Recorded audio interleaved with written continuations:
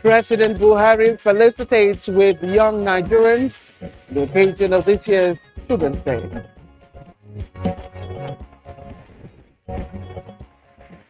President Buhari arrives Malabo for African Union Extraordinary Summit. I'd like to see them also mobilizing the willpower, to do what we are doing, so that we'll end, the return of peace on the continent. Supreme Court reserves judgments in the suit challenging inclusion of Section 8412 in the Electoral Act 2022. The declaration that the president is seeking is not for his own personal interest. It's not protecting any election. So, and also, it is also for the future. And on Good Morning Nigeria today, we shall discuss presidential primaries, historic duty of delegates.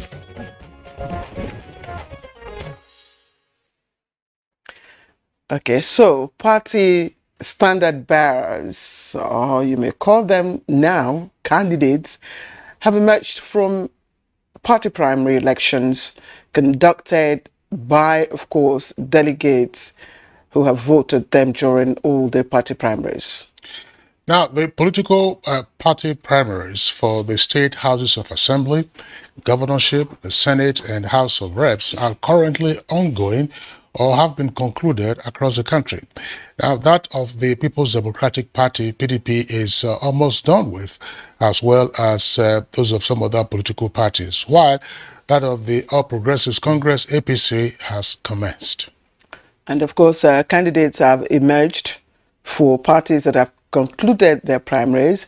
So the credibility of those candidates who emerged from the primaries, we lie squarely in the wisdom and choice of those delegates that have voted them.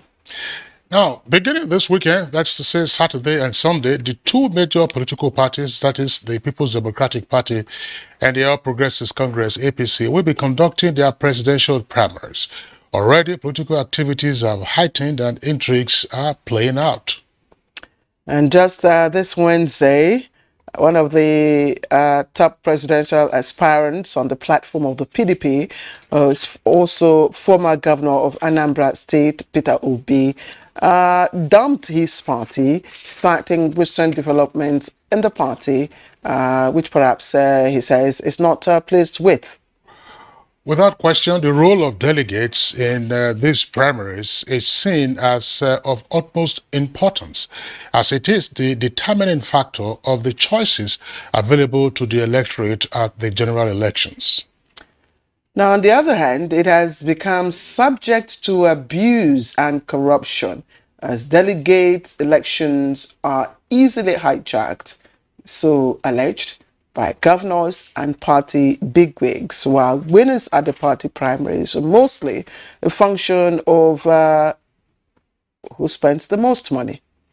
Well, the recently concluded primaries at the state levels further buttress the point with stories of aspirants inducing delegates with money in order to clinch their party tickets, while in a number of other cases, parallel primaries have been held in some states with, unfortunately, violent incidents and the killing of some persons. So, litigation have already started pouring in. In Edo State, for instance, the court has barred INEC from recognizing Governor Obaseki's scam and its ad hoc delegate for the 2023 elections. There also, we also hear some ripples on River State, and of course, in Kingsley Ebonyi too, we heard that there were parallel primaries was also held. But who are these delegates? That's our question.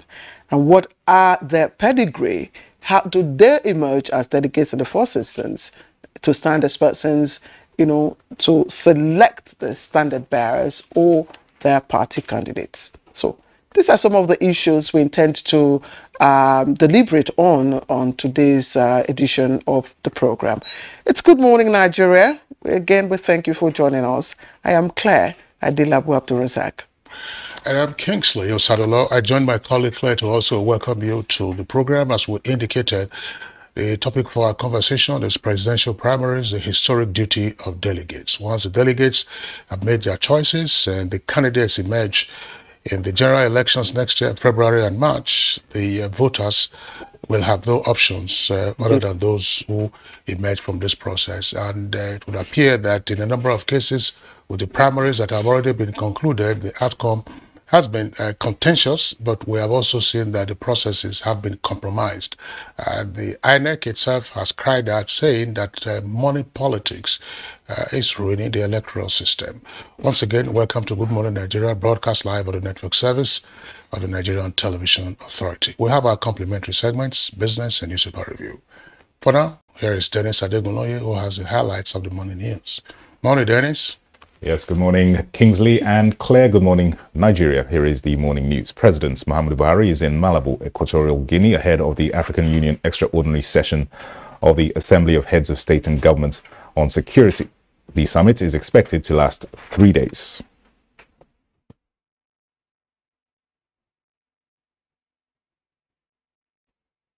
An epidemic now that has afflicted particularly our sub-region, West Africa. Again, under the strong leadership of President Muhammadu Buhari and his colleagues in the sub-region, were able to strongly condemn those unconstitutional changes, insist on return of democracy, in some cases imposed very harsh sanctions on errant regimes. President Muhammadu Buhari felicitates with young Nigerians on the occasion of this year's Children's Day, pledging that his administration will continue to work hard to ensure that every child has access to education which prepares them for a bright future. In a statement released by his special advisor on media and publicity, Femi Adesina, the president recognized the place of education in the development of every country and reaffirmed his commitment to seeing a further significant reduction in the number of out-of-school children. He acknowledged that while education of the Nigerian child will remain on the front burner for his government, other issues such as healthcare, protection from harm, drugs, cultism, child trafficking, abuse and domestic violence are equally receiving needed attention from government. The statement adds that President Buhari believes Nigerian children deserve the best and a safe country where they can grow, make friends, interact and travel freely, and emerge as successful leaders in different fields of endeavor. Implementing the Child's Rights Act in every state of the Federation will serve as a legal instrument many believe would address the challenges facing Nigerian children, especially in states yet to domesticate the act.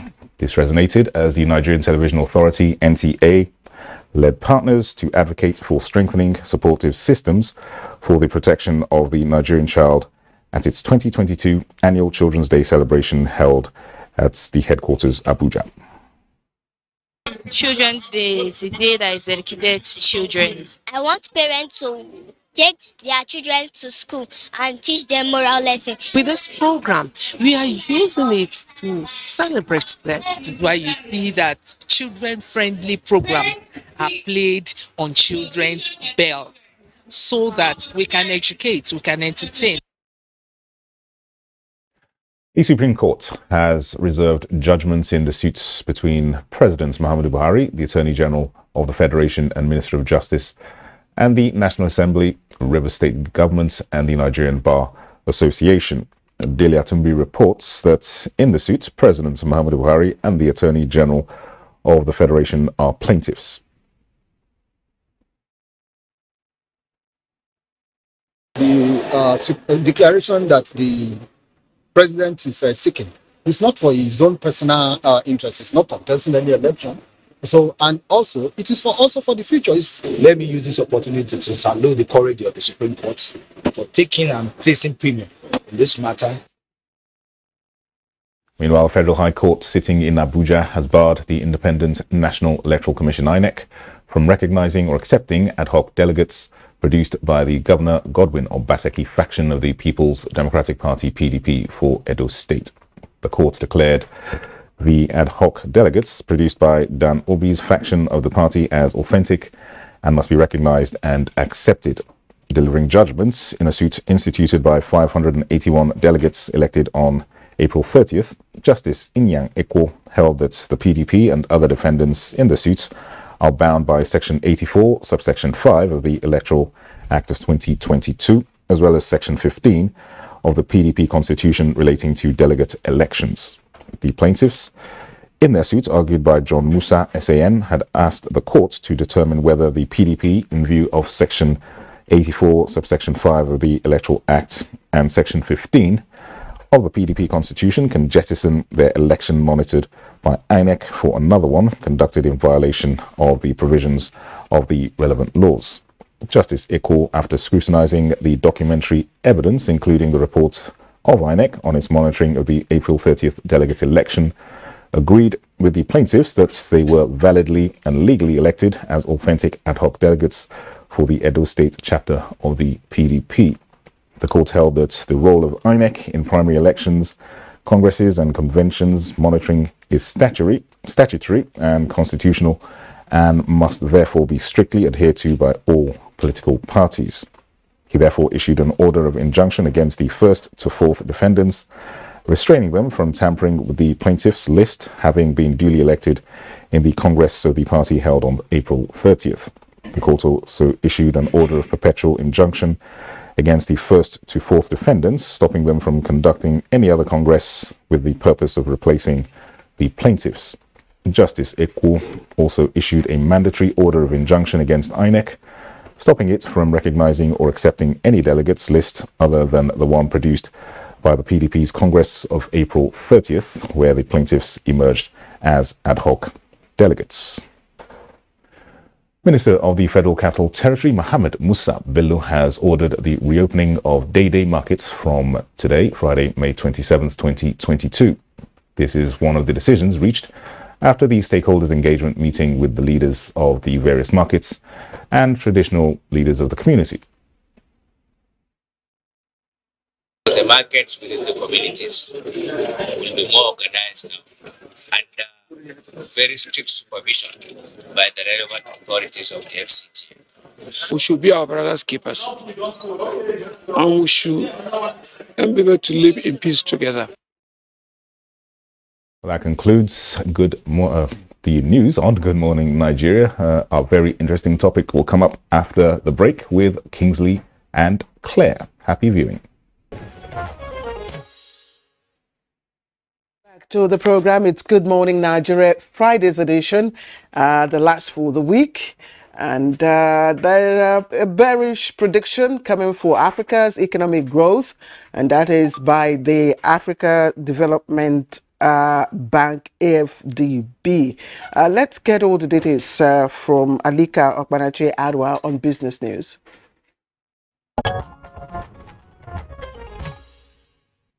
The African Development Bank President, Akinwumi Adesina, who disclosed this at the bank's annual general meeting in Abuja, Ivory Coast, said Nigeria and other countries in Africa will need at least $432 billion to fully recover from the effects of the COVID-19 pandemic.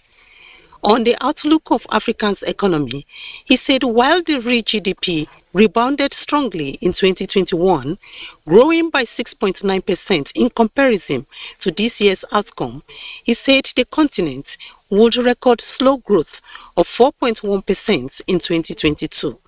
He listed the creeping effects of the pandemic and the Russia-Ukraine conflict as reasons for the slow economic growth.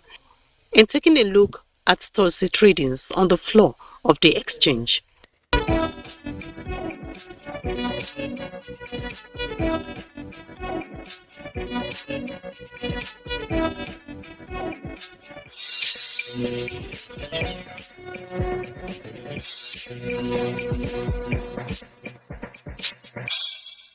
With business news, Alika Okpanache Arua.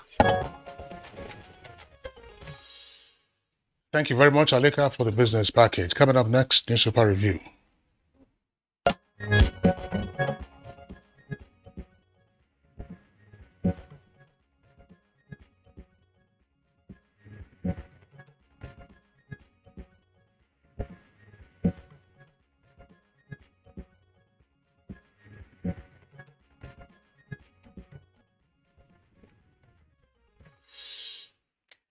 So let's welcome Bayo Atoyebi, our German newspaper reviewer. He's here, glowing, beaming with smiles. Bayo, is it because today is Children's Day? Yes, Children's Day, and I'm a father. Yes, and my son is also a Children's Day baby. Yes, May 27th. So happy Children's Day. You are a mother too. Good morning. Indeed. And my son is a Children's Day baby. So good morning, Nigeria. Oh, that's lovely. I mean, for all the parents out there, all the children out there, congratulations on yet another Children's Day. I recall it was the Children's Day was inaugurated during the administration of General Yakubu Gowon. This was during the Civil War, but ever since it's been observed, and we used to go for parades at the stadium, but that has increasingly been discontinued in recent years. My children also attended some parades during their time, but well, if I were to say Happy Children's Day to them today, I'm sure they will say, Daddy, you know, I'm no longer a child. Well, I also enjoyed the March Past.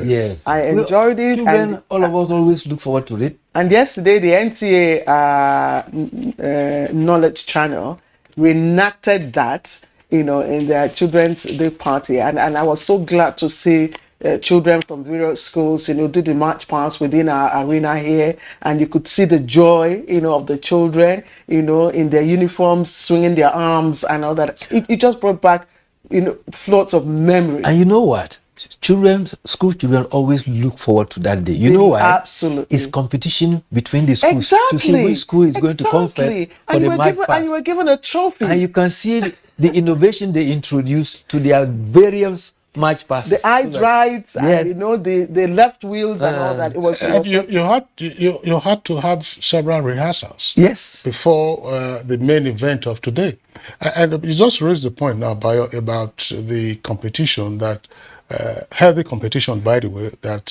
schools used to have with regard to march past. Baptist High School in Benin often came tops at the march past at Ugbe Stadium, because their uniforms were usually very outstanding, starched, well starched, and they were girls, not ladies at the time. The girls always sparkling in their outfits. So, what have we seen over the past decades? When you hear, it is not only on Children's Day that you used to have march past, if you remember, October 1. Yes. October 1. So school children used to look for, but when you hear, oh, celebration is on the low key, every time, everything low key, so no parade, no nothing. As you said, children used to look forward to those things. Maybe it was the ice cream that you would get, the one with the stick, or, you know, that's, all kinds of things that you would get. It was something you look forward to. And in any case, for you to go to the stadium today, you would have washed your uniforms and ironed them yesterday. Even though today is Friday, ordinarily you would have done that on the weekend, but you would have done it again yesterday so that you can look outstanding. I think that it is important that we bring back those good times of celebration. Celebration is important. Yes. For the sense that, look, it enables you to recognize the significance of what is happening, and why you should be part of it, and why you should carry on with the ideals that those celebrations represent. Not the kind of extravagant things that we find at weekends. People will close the entire streets, or these days they take out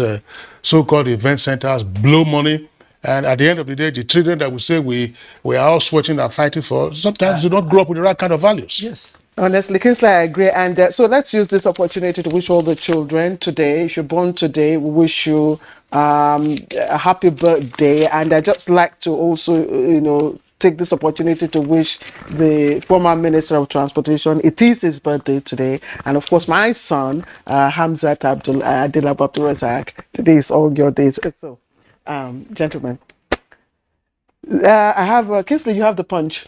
Oh, I read the punch yesterday. You were not here yesterday, so kick off with Al Jazeera. Okay, Al Jazeera. Well, it's all about politics this morning. 2023 Guba, Zulum marking the others, win tickets. And yours governor is saying, I'm not the most brilliant or the most upright person yet to give me the mandate. Okay, so relinquish it. Anyway, that's mine. INEC raises alarm over increasing money politics, page 27. FG to Benue government. No promise of 10 billion naira resettlement funds for IDPs.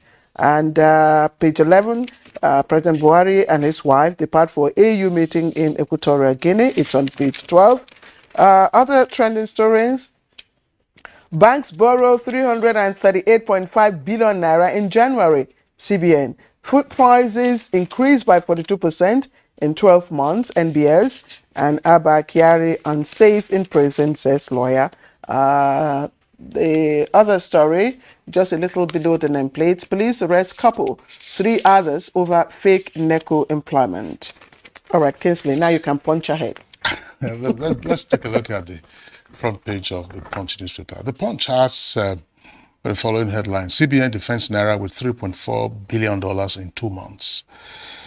Tinubu, Kwankwanso, Kweremadu may lead regional parties. You have an editorial there that starts on the front page and jumps to page 20. Citizen Harira, her 4 children should not die in vain. As I said, that editorial starts as a front page comment and continues on page 20. Manufacturing trade deficit hits 2.6 trillion naira despite forex shortage. 63 million technology devices sold annually in Nigeria. Governorship primaries, fresh crisis hits APC, and factions boycott polls threaten suits. Lagos aspirants protest exclusion. Sanwo-Olu, Abiodun Omoagege, Matawale, others win. Abe, Ogun, and Sokoto aspirants allege fraud threaten suits. Kayamo, Ojuogbo, others absent. PDP gets parallel governorship candidates in Ogun, Kano, and Akwa Ibom.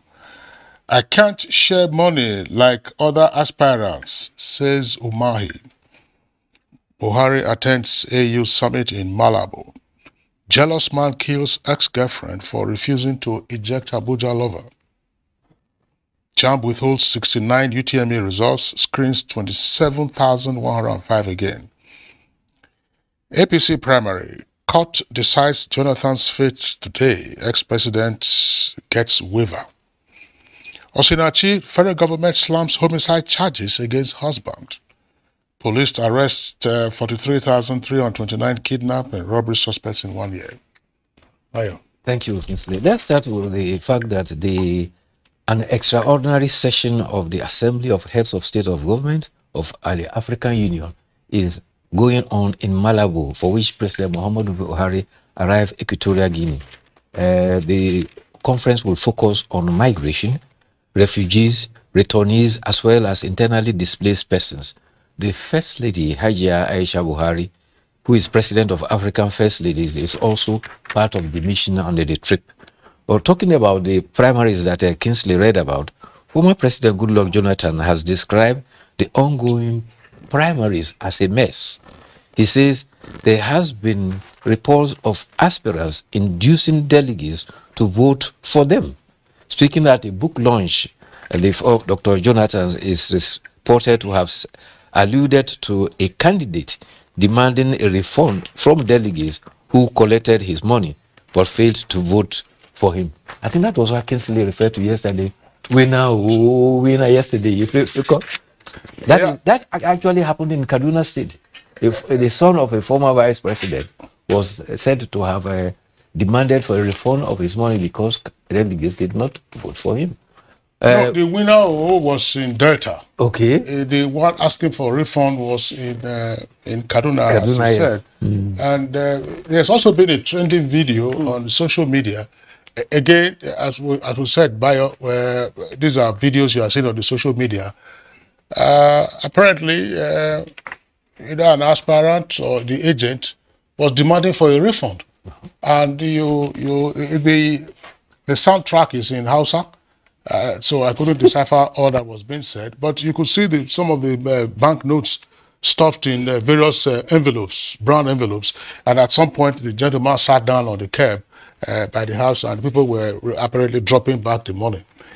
Some persons were mischievous. They just took only the steel shot of that and said, at the close of business, a delegate at the close of business. But the fuller video indicated that they were making refunds, whether there had been a threat of a reprisal, whether the native way or otherwise, and then they were refunding the money they had and collected. that is why the former president said the system that we are having now can be described as already failed. But he said we have no alternative but just to manage and move on. But he has words for the members of the National Assembly.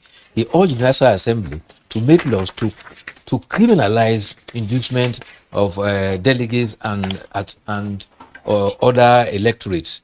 He also said the National Assembly has no business making laws to determine how political parties should elect their candidate. He said political parties are not parasitals of government. And he emphasized specifically that they should ensure that the Electoral Act includes sections that will hold persons who induce electorate with money responsible for their criminal acts. Meanwhile, Governor Charles Chukwuma Soludo has said the criminal elements causing mayhem in Anambra and are desperate groups and gangs dominating from other Southeast states. He says that they are Igbo whose objective is lucrative criminality and forcing their idolatrous religion on the religion. He said, unfortunately, every criminal gang, including cult groups, claim to be liberating the people, and they claim to be fighting for the people, yet they are every day killing the same people. He has emphasized that their agenda has failed, and with their idolatrous religion, the government is going to make sure that their desperation is frustrated. He also lamented that most of them are sponsored by persons who are abroad and don't even far away and are not feeling the pangs of the criminality they are encouraging people to indulge in. And part of the outcome of the primaries in Borno State had indicated that Governor Babagana Zulum revealed that he received but turned down overtures from many to become their running mate as vice presidential candidate. He said he rejected the offer to be able to complete the works he has started in Borno. He asked himself, should he get the opportunity as a vice president and raise his political profile, what happens to the ongoing works for the people of Borno State?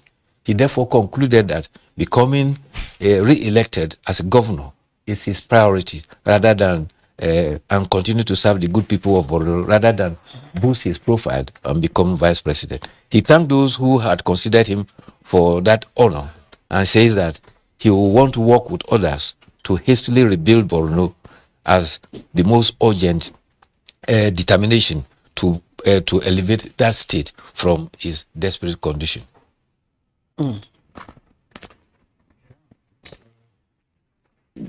There's the editorial. Yeah, but you were saying something? Yes, there's an editorial about Children's Day, which we've discussed elaborately about. But day-to-day markets, I'm worried. The good news coming from there is the Minister of FCT, Mohammed Bello, has approved the market should be opened. You recall that the penultimate Wednesday, that market was closed as a result of an accident by a motorcyclist for which a lady died and which eventually resulted into fracas. 5 persons were killed, several persons were injured, shops and stalls and property were razed. But the market was closed. And the motorcyclists who were the incubator of the crisis still had a field day going about doing their normal business. It was rather unfair for the traders that their shops were closed and the causes of the crisis, the motorcyclists, were still going about their normal duties. But the good thing now is that at least the market has been opened and a lot of traders there and other people lost property. But the good thing is that the security agencies allegedly raided a forest which is close to Dedeme, and 15 persons have been arrested because these criminals came from that place to come and cause the mayhem. Yeah, thanks for pointing this out. As you said, the market has been reopened or will be reopened today on the instructions of the Honorable Minister of the FCT, but it was patently unfair for the markets to have been shut and then for the other party to the initial crisis, that is to say, the Okada rider to still have continued with their business. You could say means of transportation. It's not only Okada that they use on that axis. You have all kinds of vehicles that also apply that axis. So the clampdown should have been on both sides, so that everyone feels the pinch, and then they, of course, they know precisely how to resolve those issues much more speedily. Bye, Toby. Thanks a lot for being around. Thank you. Hope you enjoy your weekend, and see you on Monday. It's Good Morning Nigeria on the network service of the Nigerian Television Authority. We'll take a short break now. When we return, go ahead with our item for discussion today, which is on the historic duty of delegates ahead of the presidential primaries. All right, welcome back. If you've just joined us, you're right on time to catch up with our conversation as we begin, of course, to look at the historic duty of the delegates to the presidential primaries. So let's begin our conversation by taking a look at the background report as compiled by our correspondent, Tekenen Dulue.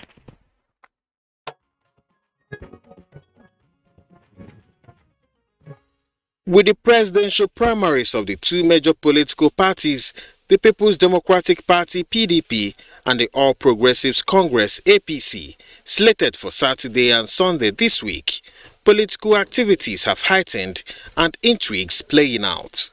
Delegates are already trickling into Abuja with one purpose in mind: narrowing the number of aspirants to one candidate for each of the parties.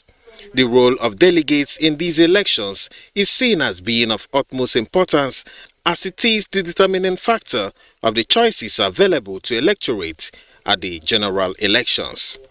Indirectly, the decision of who becomes the next president actually begins with what delegates do with their votes. This practice, which was borrowed from the United States, where the delegate system runs through the entire electoral process, is designed to ensure that the people are represented by those elected by them at every level of politics and governance. Since its introduction into the Nigerian political process, the delegate system has achieved mixed results. It has helped simplify party processes in terms of electing party officials and representatives at the general elections. On the other hand, it has become subject to abuse and corruption, as delegate elections are easily hijacked by governors and party bigwigs, while winners at party primaries are mostly a function of who spends the most money. The recently concluded primaries at the state levels further buttresses this point, with stories of aspirants inducing delegates with money to clinch their party tickets. With few hours to beginning of presidential primaries across the parties, issues on what should determine the choice of the delegates have become points of discussions. Should they be guided by their conscience or by the highest bidder? On this episode of Good Morning Nigeria, guests will be speaking on issues around the duties of delegates.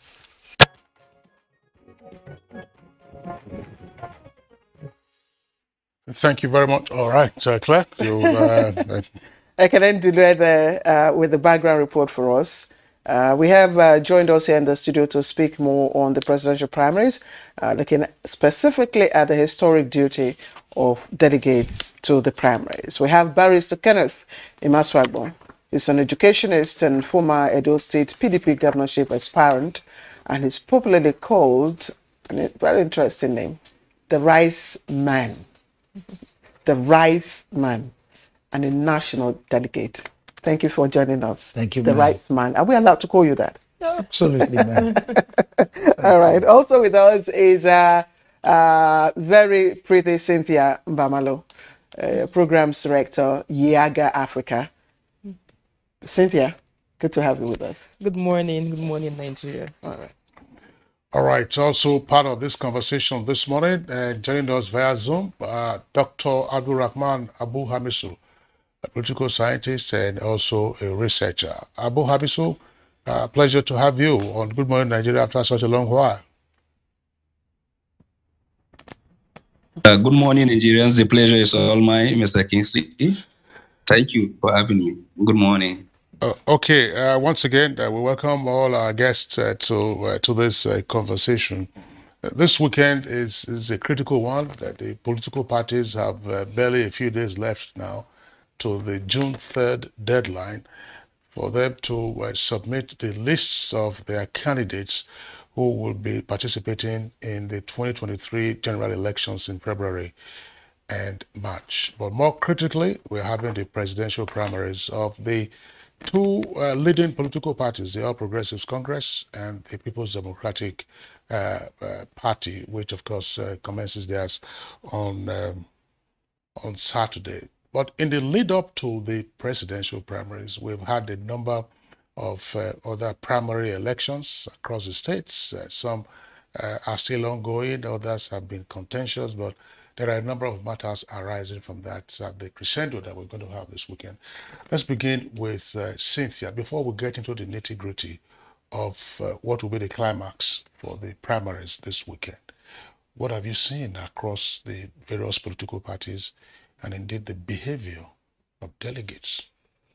Well, it's been a bit worrying to watch the kinds of conversation leading to the primaries. Because the primaries are very fundamental in our electoral process. In fact, this is what determines who has access to the ballots. And the outcome from the primaries is what gives the voters the choice, or the choices that they would be choosing from, right? Meaning, if we do not get the party primaries process right, if we do not have quality candidates emerging, the voters will not have a good option, or they will not have good options to choose from.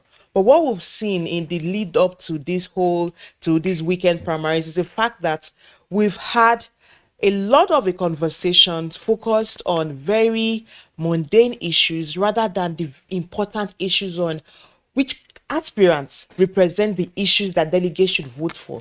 Because, you know, when you talk about what the delegates ought to be doing, the process of selection of delegates first, the APC had identified their delegates, the PDP too, but it seemed that a lot of conversation around delegates had been more around monies, the cost of delegates, or what you need to give to delegates, or how you need to appease the delegates. If you follow the news recently, you see some people even going after delegates who did not vote for them to retrieve their monies from them. It makes a whole shame of the system, because delegates represent the people, right? Because they are voting for the candidates for the party. So whether we like it or not, they are an indirect representation of citizens, because they would be voting for who we would finally vote for on elections day. But what we've seen so far, issues around delegates, it's almost as if it's about the highest bidder. So who has most monies to purchase the delegates so that they would vote for them, rather than delegates even engaging the aspirants. Because in a sane climb, what you would have is that aspirants would be engaging delegates on their issues, on why you need to vote for me, why you need to vote for me at the primaries. But we've not seen that. So it's quite unfortunate the conversations around the delegates and who will be voting in the elections has really been about the cost rather than the quality, the content of the aspirants and the quality of the vote. So that's one arm. The other part is also the issue of inclusion, because at the end of it all, if you don't have a delegates list that has at least a fair representation of women and young persons, it also skews the votes against the aspirants that are women or young people. And you would say, yes, I know the PDP has this percentage for women. I think they do every one or so. But, you know, this time around for the presidential, for instance, they had to select one per LGA.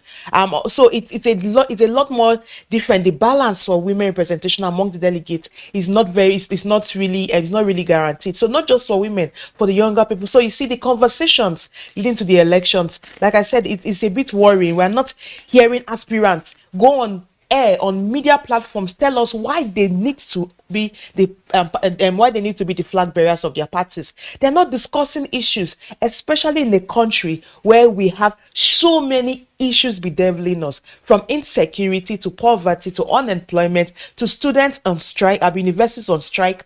The issues, it's just a lot. But we're not having that kind of conversation. And the delegates are not even engaging. Their information of delegates kept in fancy hotels. In fact, in Abuja, you can't even get reservations anymore. Everywhere it's fully booked. But the delegates are not really engaging on the issues. It's about money, and it's worrying. Cynthia, thank you. You talked about the aspirants not coming, on TV or media stations to talk about. They'll probably tell you they're consulting, and their consultation is directly taken to, the doorsteps of the delegates who matter at this stage of the election. But our focus is really on the delegates themselves. And I'm taking my question to Dr. Abdurrahman Abu Hamisu. Suddenly, everyone is talking about the delegates, and the delegates are becoming of greater relevance than ever before. What do you think it's playing out? What is throwing up, these delegates as very important within this process?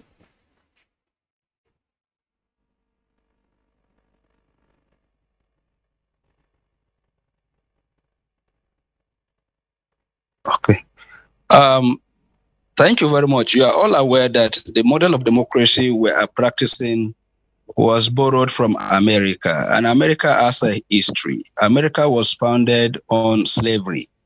At that point in time, there were a lot of vested interest, and then they needed a democracy that allows for so many things other than what was practiced in England, which was a monarchical system of government with all the limitations it usually imposed on people and governance system. So the Americans wanted a system that is peaceful, that will allow for progress, and then so that there will be no rancor. And if there is rancor, there is a sort of peaceful mechanism to really bring those to a halt. So the delegate system was developed in order to ensure some level of control, where you could not have the kind of democracy we are having, where majority will just vote and there is no control mechanism. This explains why you have the delegate system as well as the electoral college. It's a control mechanism.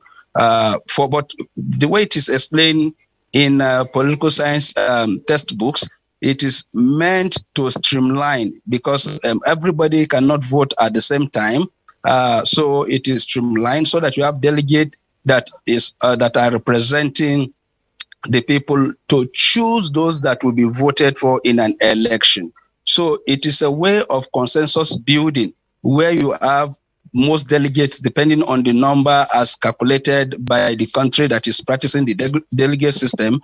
And then these delegates come together to individually pass a sort of vote of confidence on those that they feel are eligible, represent their interests as well as the wider interests of the society based on the issues of concern at that very particular period of time, so that at the end of the day, the most eligible, the most trustworthy from the side of the people based on the ballot that was cast emerges as the flag bearer of the party, so that in the general elections, these very particular individuals that have been voted for by the delegates becomes the flag bearers of their parties, and then the general public, the citizens, will have the opportunity to cast their vote for these very particular flag bearers of their party. So if you ask me, I would say it is a mechanism to streamline and to cut the expenditure that ought to go into party primaries before the actual election. This is the ideal, and this is how it's supposed to be. But that of Nigeria left much to be desired. In fact, you could say that the recruitment challenges that we're having in Nigeria when it comes to recruiting people into public offices usually start from the party primaries. Because the party primaries, if you ask me, if not now that we have an electoral act defining the delegates that ought to participate in elections, every elections usually witness different definitions of delegates, the total number of delegates, who is a delegate, and so on and so forth. So we do not have an institutionalized mechanism of deciding who a delegate should be and the total number as it were until now. But again, this very particular all-important process has been saddled with a lot of responsibility, a lot of challenges, which Cynthia mentioned. For instance, the influence of money has always been there. The issues of manipulation, if not now, before primaries, you will not even know the delegates. Some of the delegates' name will pop up just 24 hours before the election.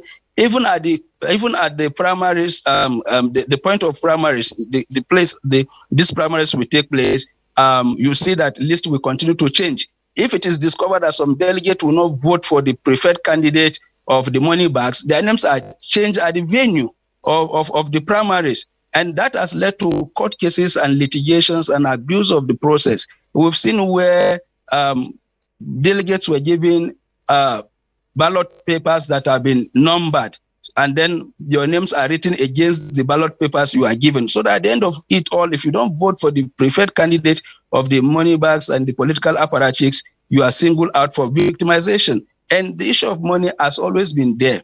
The only revolution I'm seeing now is that people are emboldened to come out and say that if you do not vote for me, give back my money, which has now exposed to the entire world that the delegate system is about amassing wealth before the elections, and then you come with your money and you pay for your seat. And that has a connection with the underdevelopment that we are witnessing, the corruption we are witnessing, the lack of infrastructure we are witnessing, the skyrocketing poverty we are witnessing.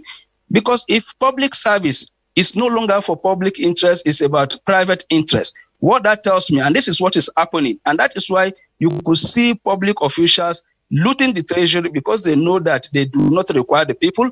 They only need money to go and contest election, and that your impact within the political parties and the wider Nigerian society is the kind of money you are coming with to bear on the political system. So if we're talking about delegate system, there is a direct connection between the delegate system and the corruption and underdevelopment we're witnessing in Nigeria today. So if we want to develop, I think the professionals, the technocrats, the academics must take active interest in who become the delegates going forward, because you cannot have people that do not even know about the economy, people that do not know about their actions, the impact of their actions, and then the consequences that people are likely to suffer in the next 4 years, having to decide for us, those that we are going to vote. I'm sorry to say this. Most of the delegates do not even know their duties and responsibilities.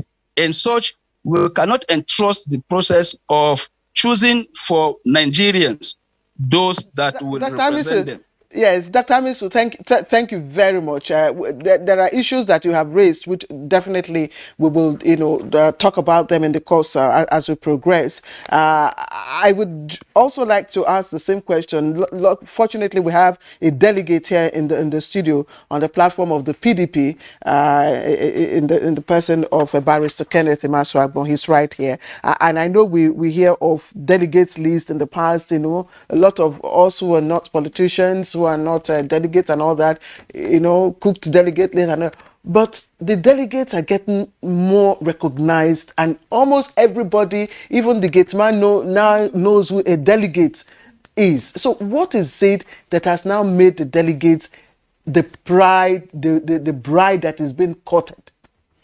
Well, very interesting. Let me start by saying good morning, Nigerians, and very, very good morning and happy Children's Day to Nigerian children.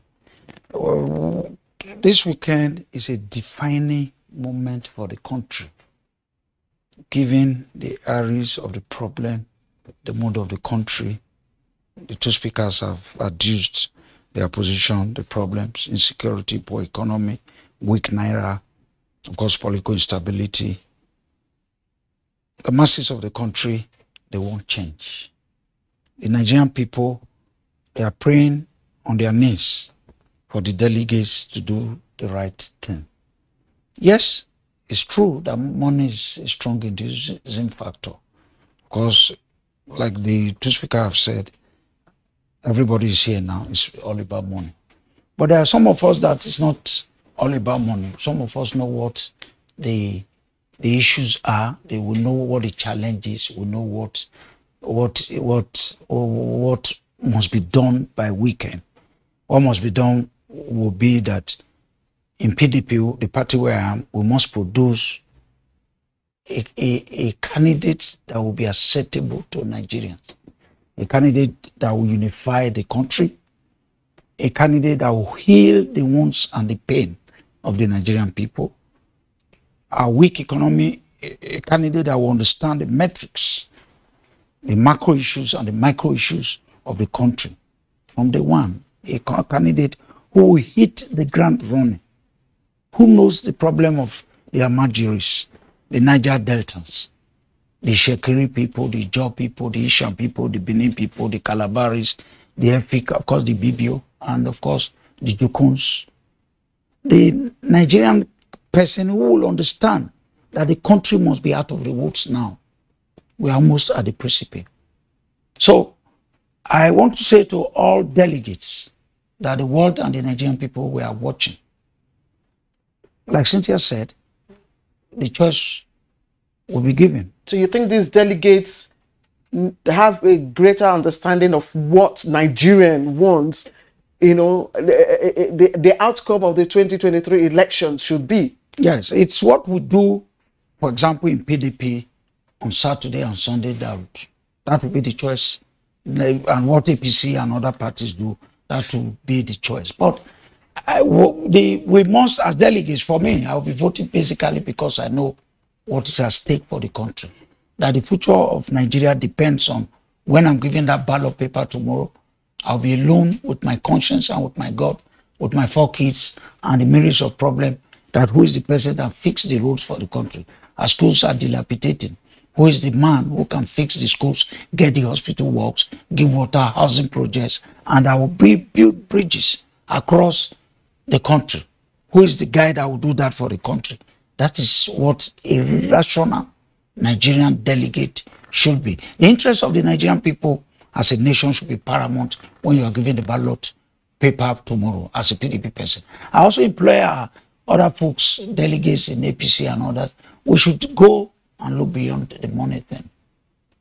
Because of the poverty of the country, maybe that's why the inducement, the money factor has become so relevant.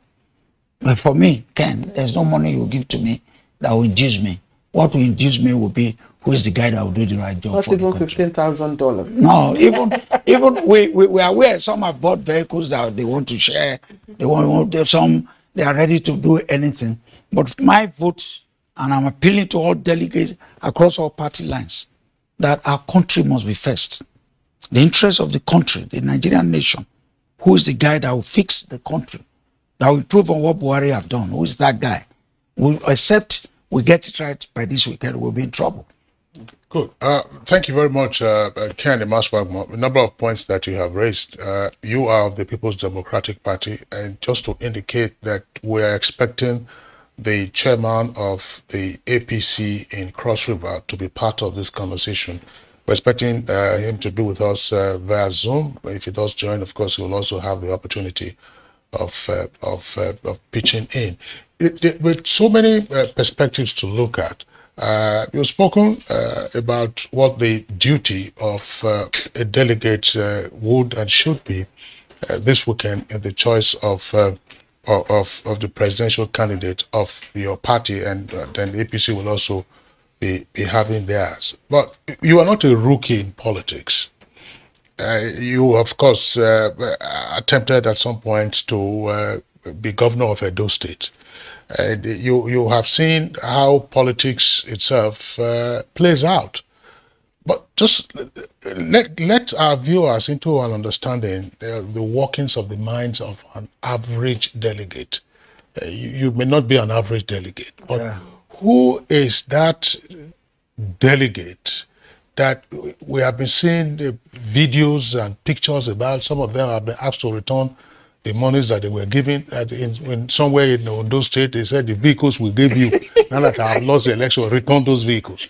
So who is this delegate that is causing so much disaffection amongst losing aspirants, and indeed casting a slur on the entire electoral process and showing up also to the world as being irresponsible and corrupt. Yeah, but Kingsley, thank you. Who are the delegates? The delegates are Nigerians. We are a product, delegates are product of our society. Our values, our culture, our education, our moral upbringing, our churches, our mosque, our schools, our parents. They are influencers of how we finally emerge as a person or as a people. So what you see in Kingsley or Claire is what we are as a people, as Nigerians. I'm saying this because of my experience. I'm a teacher and I run schools.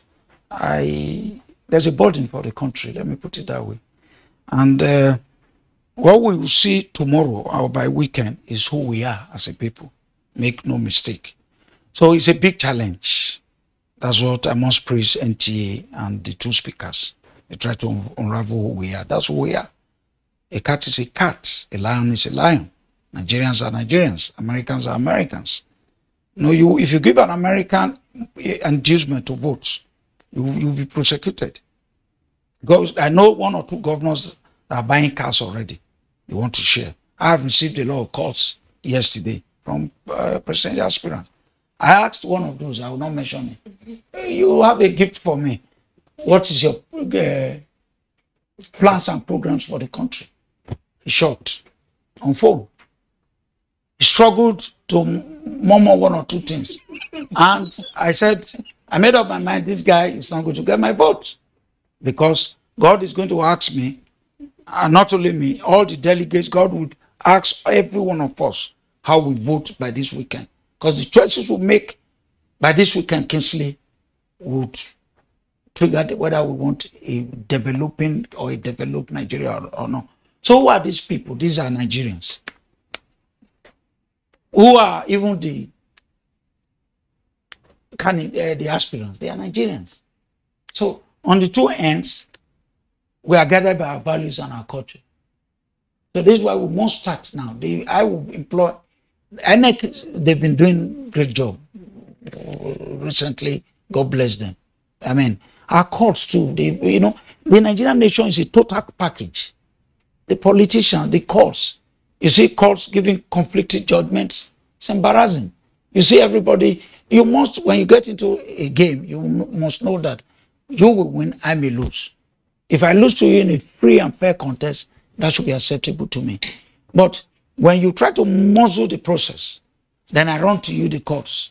And the courts themselves are not doing what is fair in their judgment. Then you see the whole thing is muddled up in mystery and in disappointment, and you see the political process itself. So I want to quickly appeal to the agencies of government, security agencies, to also rise up to the occasion. If I'm a person of questionable character, people are carrying money up and down. Where is the source of your money? What job are you doing? What taxes have you paid? What is your past? You can't want to be president of Nigeria and if you can't unite the country. We don't have another country. This country, whether the devil likes it or not, must stand, and this country must develop. Some of us, by tomorrow, we will do the right thing at the stadium for PDP.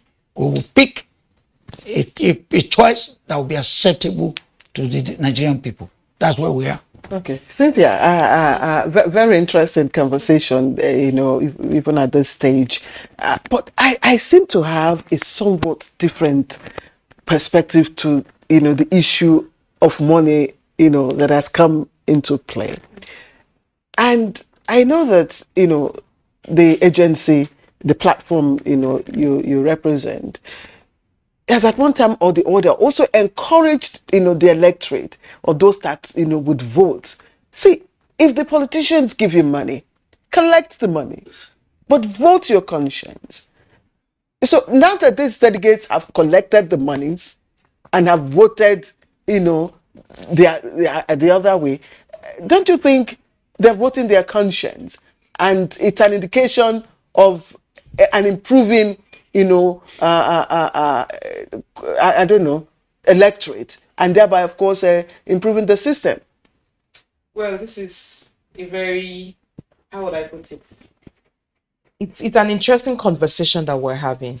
And I was listening to Barrister Ken talk, and in my mind, I'm like, I wish every delegate is thinking and believing these values and thinking in this kind of way. Because if every delegate thinks, or if majority of the delegates would think like this, then it means there is hope across party lines. Because what we're looking for is that parties give us options so that voters can make that choice. But we wish that was the conversation. When you talk about money, I think what is important, and you made reference to, I think it's one of those instances we went to a community and we said, don't collect the money, go and vote your conscience. And at the community level, you hear people tell you that someone will say, no, we must to collect this money because this is our money. After this election, we will not see them again.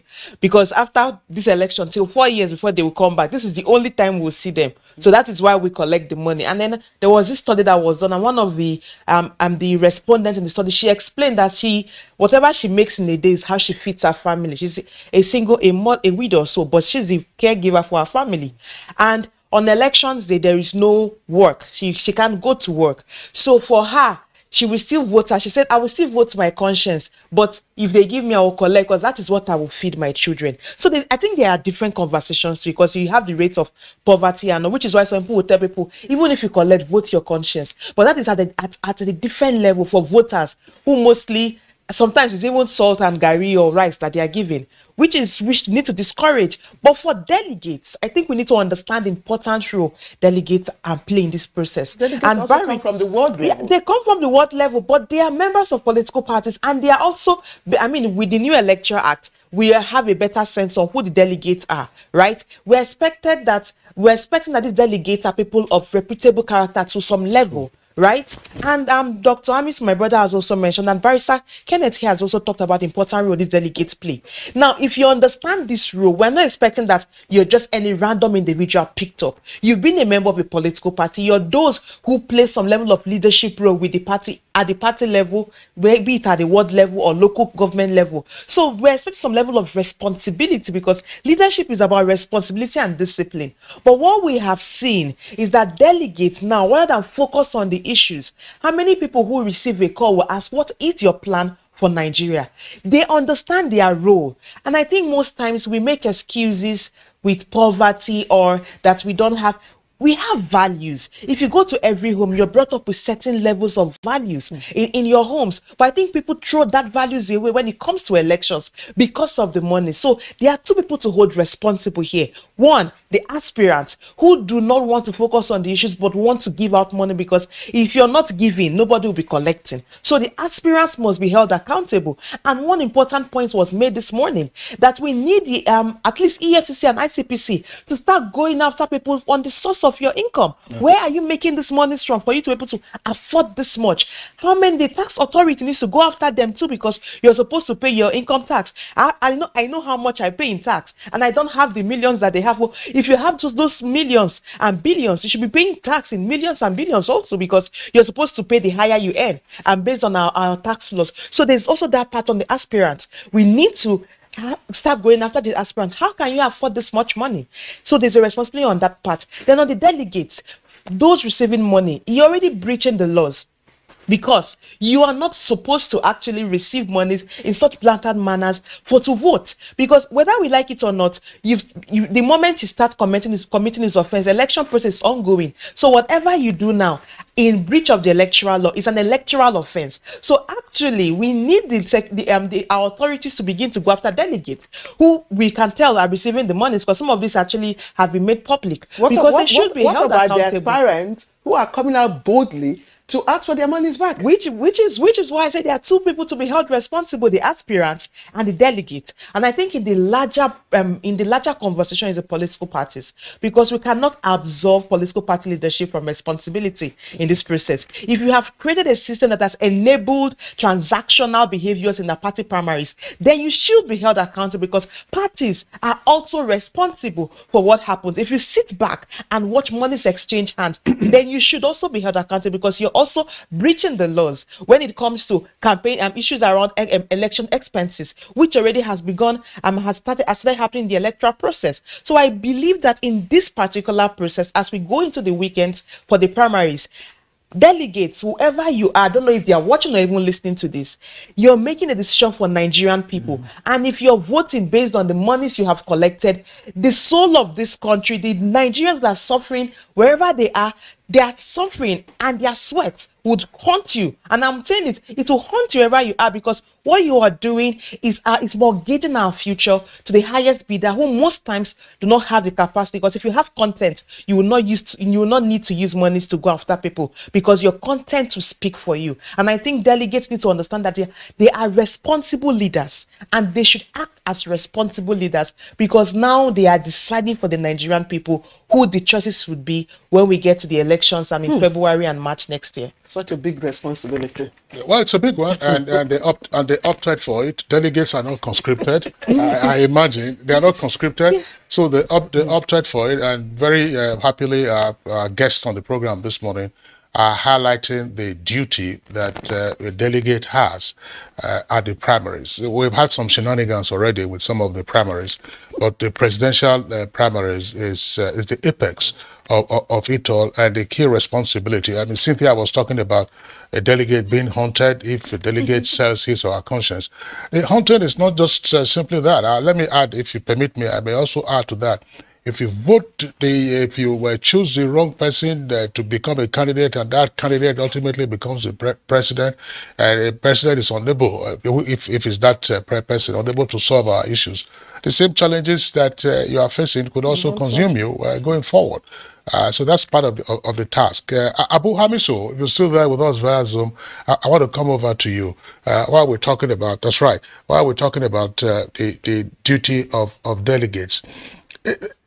I know you were earlier giving a background to the rise of the delegate system in elections.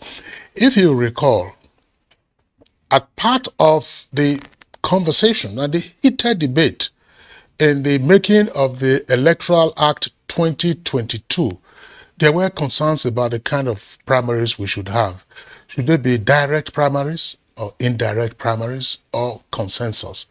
Ultimately, we settled for all three. And it appears now that what is uppermost has been the indirect system, which is the delegate system that is creating all kinds of issues. Have we sufficiently walked around the challenges that the delegates present? Because delegates, as agents of one of their parties and agents of the electorate, would appear not to have done the electorate and ultimately the country well, from at least some of the primaries that we have seen so far. Well, I will continue to maintain my earlier stance on the debate that went into the making of the Electoral Act, whether we should have direct, indirect, or consensus. All of the three are plausible because there are tools that are used in every democracy to achieve peaceful conduct among those that are jostling for power or those that are supporting them. So the three are germane to the political process. There are no challenges with the three. The challenges we're having is attitudinal. It's a Nigerian problem, as Barrister Kenneth rightly pointed out. You see, it is not about laws in this country. It's not about processes. It's not about institutions. It's about the choices that we always make. What is at stake here is the clash between having to work for public interest or to work for oneself. And for the greater part of this, our democratic experience, the politicians, with the exception of very few, have chosen to work for themselves.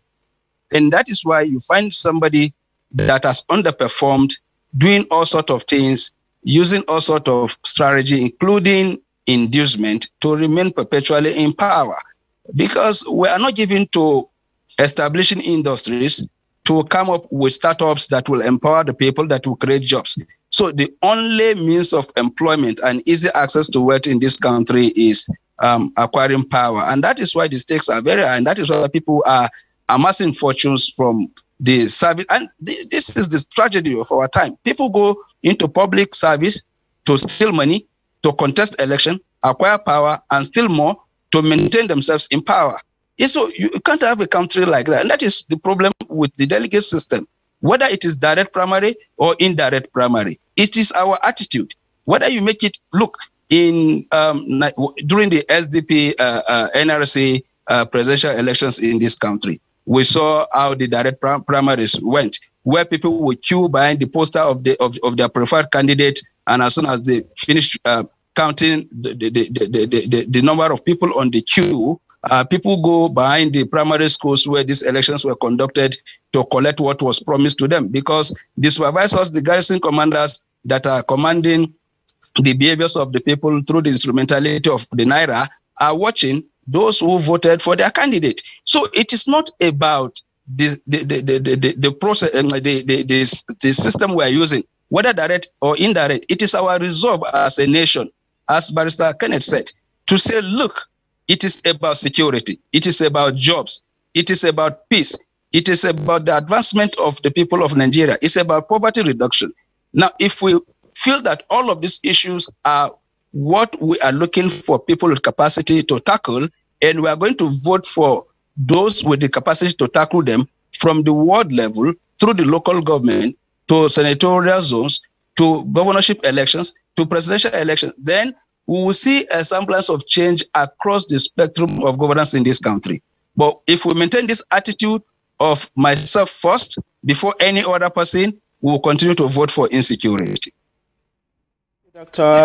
Hamisu, let me come back to the studio and Barrister Kenneth Imaswagmo. I want us to look at the impact of the absence of Section 84(7). And of course, that would have, expanded the scope of the delegates. Usually they consist of the largest. So they are not there. That leaves parties, to make do with delegates from the ward and other, which is quite small. Does that in any way impact on the quality of delegates that will, or are taking part in these primaries, and invariably on the quality of candidates that we will elect? We oftentimes in history, God helps a people or a nation. What I see happening now is the finger of God. For the first time in our country, the big ones, the big boys are not going to vote. The governors, the BOTs, the statutory delegates, senators, the big guys, the intimidators, they are all out. Some of us are excited. That's one argument. Another argument would be, okay, why not have a minibus or a big and a large house to do the job? If you have an enlarged house, the argument against would be that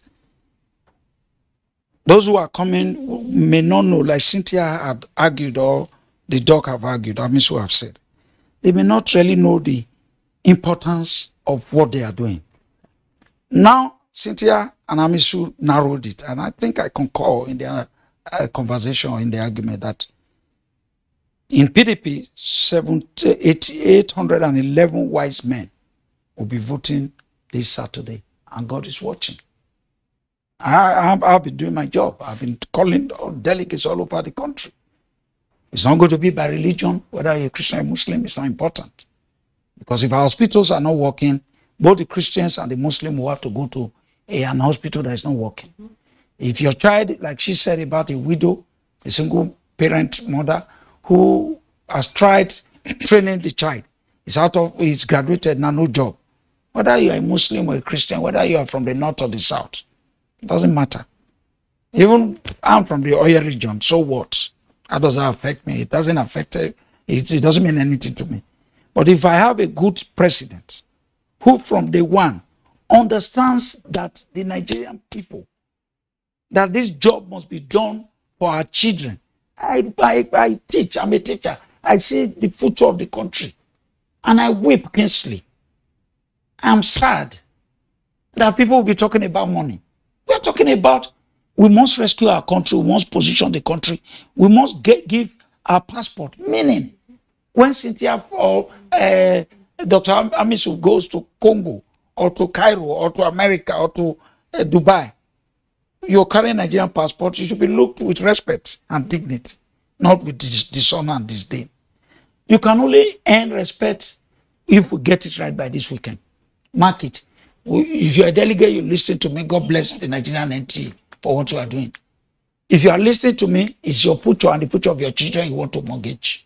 How much will they give you? Nobody really gives any man money that takes him all the course of his life. It is the money you work for with your hands that would suffice you, not the money given to you. So no amount of money will be given this weekend that will suffice to heal the wounds of the country. Rather, we must pick a candidate in all the political parties who will help the country. We are on the precipice. The country is at the edge of trouble. So for me, Claire, we have hope. The hope we have is that this wise 811 wise men of my party, I trust they will do good. We are in the opposition. We want to elect a candidate who can win. That what? Sorry to interject. Yes, ma'am. Go ahead. But I just want to. One of the bigger, contenders your party recently dumped your party, and the reason being circulated he gave is because of the monetization that is going on by the aspirants of your party. So it's actually the aspirants that are causing that are instigating the delegates to go for the money. It's a true traffic thing, ma'am. The aspirants and the if you don't delegates. give, you don't receive. If you don't give, I will not receive. If you don't offer. If you don't offer. If you don't offer, yes. I will not receive. But how many people, even when you offer, if you credible, if you're a man of honor, a woman of integrity, you will say no. Look, Claire, no amount of money will be offered to Kenny Maswabon that woman. I made up my mind. You're just one. Well, I'm appealing. NTA has given us this plan. I'm appealing to all delegates across the country. Let's do the country proud because the electors are waiting. Well, thank you very much, Ken. My question will be back to you, but Cynthia, when Ken was appealing to delegates to do the right thing, my mind went back again to what you said would be the consequences if a delegate were to fail to do the right thing this weekend. The delegates, maybe I should add to that, maybe viewers will permit me, you may collect some inducement now on your way back. Bandits will collect that. All right, so back to Kenny Maswagbo. Tell us something about the behavior of delegates. This is not by their making, but why is it that delegates get either garrisoned or quarantined so that they don't get contaminated by other aspirants? What is it that delegates don't have a mind of their own? Great question, Kingsley. I've said that's who we are as a people, one. And two, poverty. Poverty of the mind, poverty of the soul, poverty of your being. A man who is well educated will know what is at stake. A man who has a job will say, what do I need? I don't need so much to do the right thing. A man who loves the country, if you love your country, you must do what is right for your country, will not be garrison. Kingsley, I just did what made me come to as a national delegate. Originally, I was opposed to the big guys in my local government. For the first time in history, I challenged the status quo ante. I went around the walls. I told the people this must be challenged. I interpreted the section of our party. And we went to the election. I defeated my opponent 156 to 50. It was counted. And some guys still went and dropped my name and said I was not going to make it. I raised an alarm. God bless the governor of Edo State, Godwin Obaseki. I did a test to him, he's listening to me. Said this impunity will not stand under your watch. If the governor is listening, Mr. Governor, thank you, sir. And he said, Ken, it will not stand. You won and you'll be a delegate. So Nigerians must begin to challenge the evil. If you challenge the evil, like I fought, nobody is going to tell me, oh, I'm going to vote for Cynthia. Nobody born of a woman will tell me, I'm going to do it for Nigeria, and for my country, and for my God. Quickly, are delegates appointees of governors or government officials? Well, quite honestly, you want to hear the truth. Delegates are, delegates are super people. They are the lords. They are the cocoons, are the gagoons. But you see, when you have men like me who can challenge the status quo ante, you find that you have your way. So for this, in Edo, for example, Edo delegates, Edo is very mobile state, very vibrant state, and I know the country, across the country, I think God will help us. God loves the masses of this country. Okay. I think God will touch the delegates. They will do the right thing. Put it out. It's interesting, and that's why we opted to have this conversation around delegates. It's not just sufficient to use the label either as a noun or otherwise to say delegates and what their roles would be. They have an agency function. They represent their political parties. They also represent the electorate by indirection, because, as Cynthia pointed out, it is those who emerge from the choices that the delegates make this weekend that they fait accompli. That's what the voters would have to say, these are the persons who are on the ballot. We'll take a short break now. When we return, we'll continue with the conversation.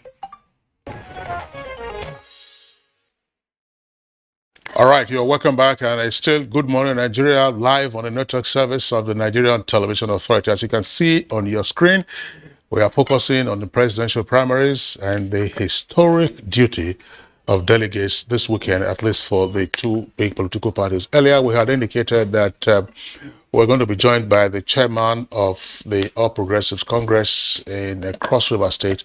We understand is with us now via Zoom, Barrister Alphonsus Oga. It's a pleasure to have you with us on the program. If you've had the benefit of listening into what the other guests have been saying, we might as well just take off with you asking what you consider and your party would consider to be the huge significance of the exercise this weekend, namely the role of delegates in the presidential primaries. Good morning. I am highly enthused to be joined. Let me use this opportunity to thank you for the opportunity to speak. I just came out of the concluded governorship primaries in Cross River State early hours of this morning, where the delegates were the major determinants of the victory of Senator Prince Basi Edet-Otu. And so, understanding the mode of this election that will be happening this weekend, it will be nothing different, except that while the State Congress of yesterday had 5 delegates per ward, the National Convention is going to have 3 national delegates from our party, with a total calculated number to be about 2,300 and something. And therefore, what that entails is that the future of Nigeria will be decided by 2,300 and something persons. What are our expectations? What will the delegates be looking at? We are at the moment where the next president of Nigeria must be seen to be a man who can unite us even greater, where the economic situation we are faced with could even be better off than what we have presently experienced, where the security challenge can come with new modalities and styles that can put an end to this incessant security. So the delegates have been receiving presidential aspirants. Some have been connecting on Zoom and WhatsApp chat. And so the aggregate of the opinion and their manifesto is going to be largely what will draw the minds of the delegates who will be voting this election. And don't forget, in almost every local government, the 3 best heads, 2 men and 1 woman, as required by our constitution, are the ones that have been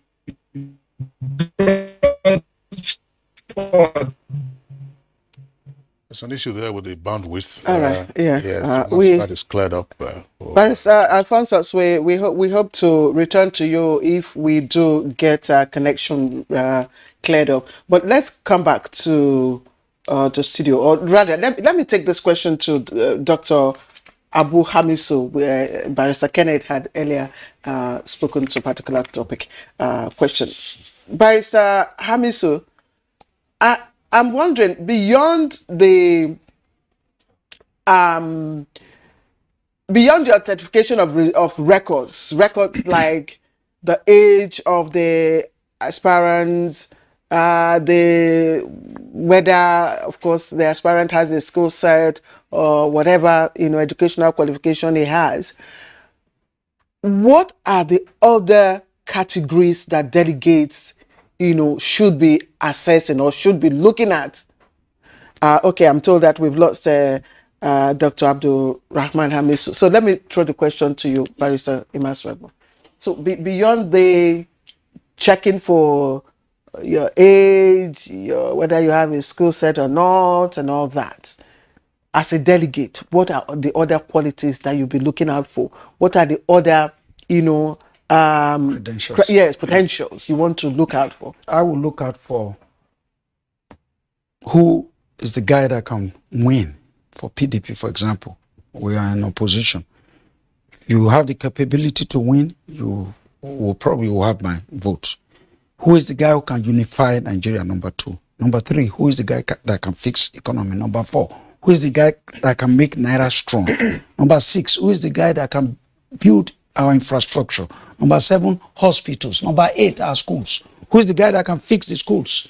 Pay the teachers. Number 9, who is the guy that will make sure ASU strike is a thing of the past? Bring Nigeria, number 10, to the glorious days of UI, Great Ife, Amadou Bello.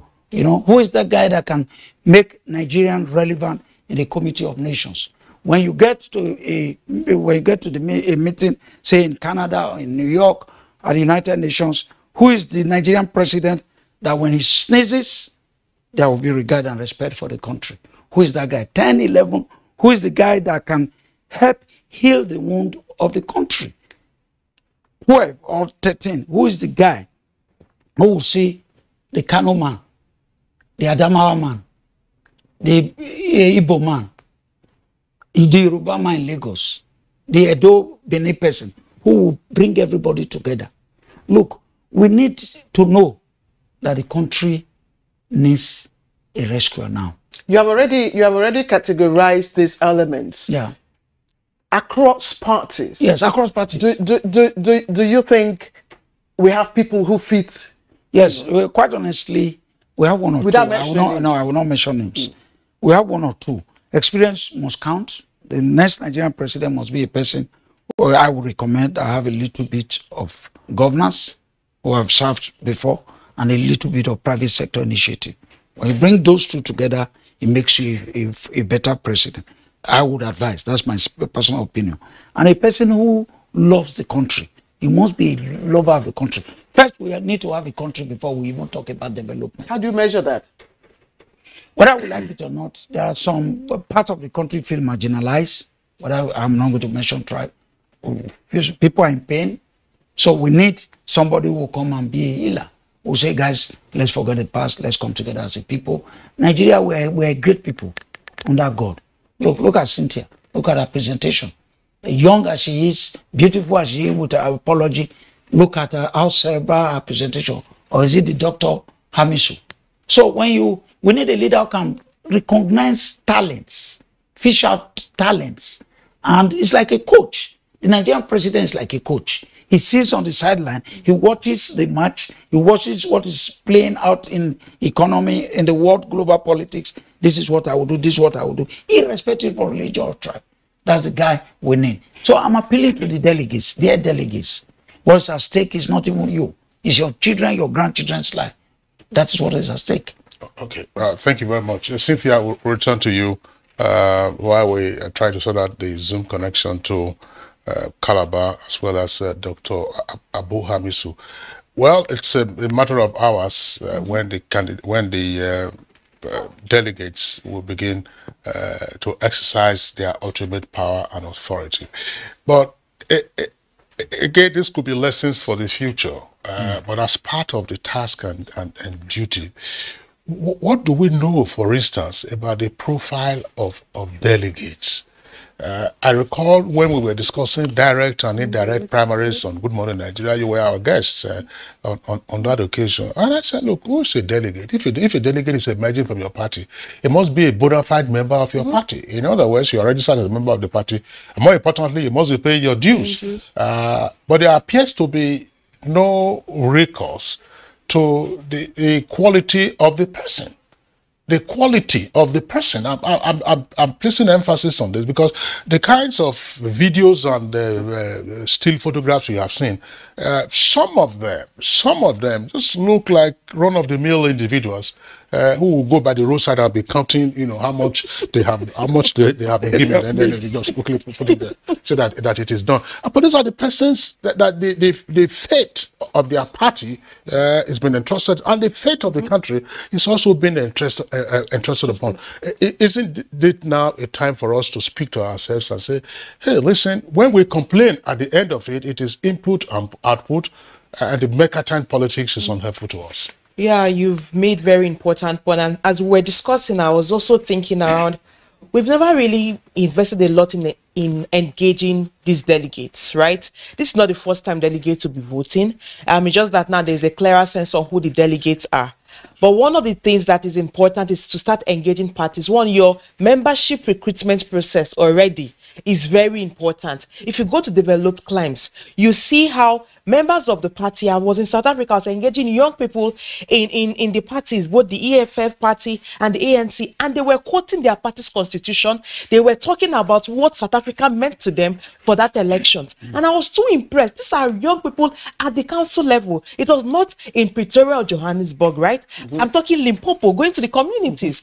And I'm thinking, if I go to Katsina, if I go to Bayelsa, or if I go to Ondo, to a village there, and I meet member of the party at what level, will they quote their party constitution for me? Will they quote what Nigerian constitution, what Nigeria means to them? They will tell you about their chairman.